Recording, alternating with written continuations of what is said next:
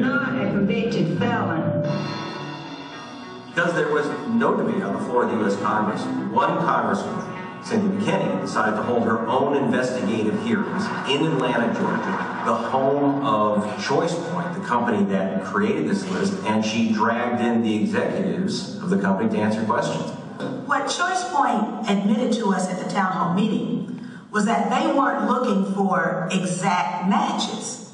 Florida officials, all we wanted is 80% match on the last name. If John Smythe was the convicted felon and John Smith was on the voter roll, well, John Smith became a convicted felon. And the state of Florida said, well, give it to us anyway because we want that comprehensive, inaccurate list. After wrongly identifying 80,000 Florida voters with Texas, committed a felony. Telling the truth about the 2000 election set me on course to telling the American people all that they needed to know about this administration.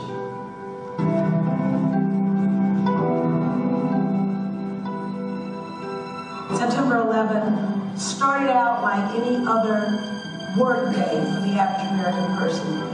All of a sudden, the unthinkable happened. Eventually, we all came together and we were given talking points. The talking points said that we were hit because we were free, that we were hated because we're free. And it seemed that everywhere I went for answers, I got that mantra. That wasn't good enough for me. Someone like me is going to want to get to the heart of the matter, to the root, to the truth. Time to reveal our quote of the day. Buckle your seatbelts. This congresswoman is a Democrat from the Atlanta area. She is Cynthia McKinney, and she has a conspiracy theory you won't believe, hopefully. Here's what she told a Berkeley, California radio station, quote, "What did this administration know, and when did it know it about the events of September 11th? Who else knew, and why did they not warn the innocent people of New York who were needlessly murdered? What do they have to hide?" End quote.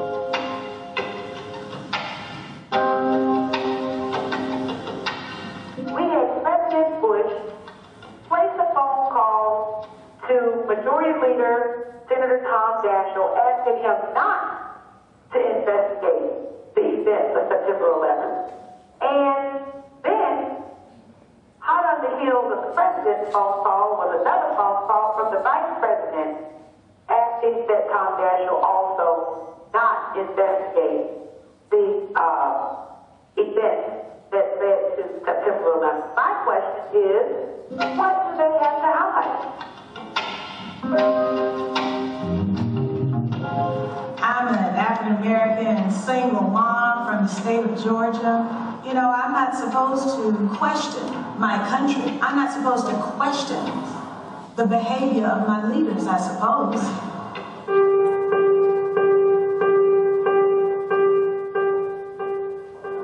They knew a Republican could not beat McKinney. So they concocted the scheme to have their candidate, Denise Majette, run in the Democratic Party.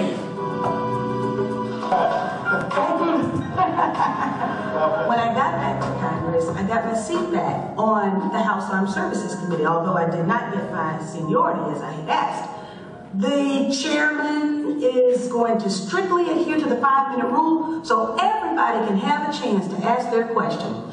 And they get almost to me, and then I hear Roosevelt say he's got to go to lunch. Absolutely. I took down the names of everyone who's left, and we'll get them down for breakfast sometime in the next 2 or 3 weeks. Mr. Chairman, I have a question. Yes. Young lady's recognized. Thank you, Mr. Chairman. Would that breakfast with the secretary be open to the public? Well, if you want to bring all the omelets, it might be. Well, Mr. Chairman, there are many of us who have important questions, and my question in particular is about the 4 war games that were taking place on September 11th and how they may have impaired our ability to respond to the attacks on September 11th. Well, let me say that I would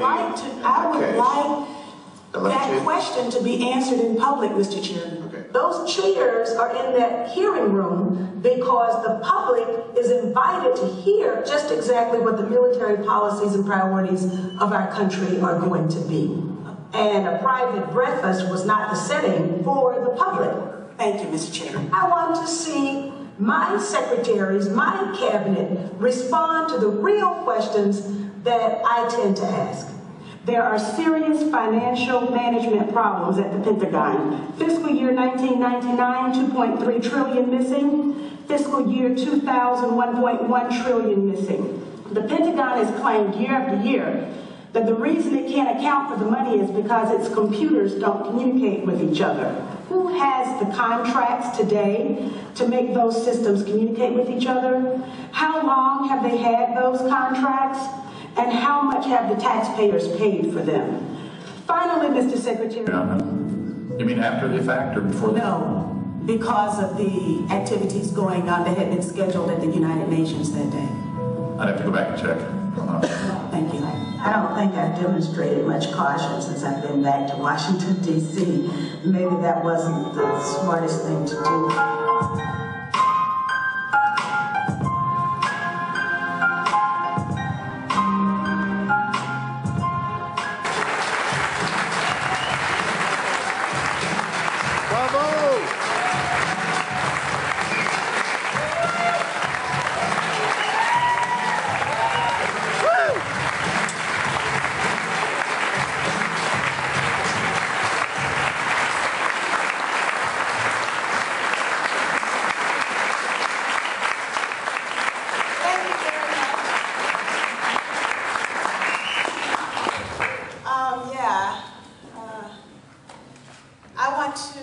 Thank the organizers of Verite for putting this together and bringing me together once again with them and with all of you.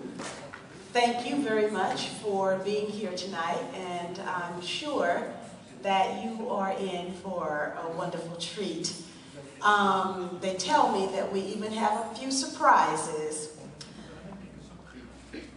Merci. I will go ahead and get started with my remarks. President Obama's Nobel Peace Prize was not the only news yesterday. And in my opinion, it's not even the biggest news. It's not even the saddest news. But it does provide us with some critical information as we move forward. The three-part question for us tonight is, what are we moving forward to? Is that the place we want to go? And if not, what do we do about it? In other words, what is our vision for the future, and how do we define success? I have been and am still in deep pain over the institutional homicide of my aunt. And in my grief, I've considered giving up. But then I wiped the tears from my eyes long enough to remember communities of people that I've been blessed enough to get to know.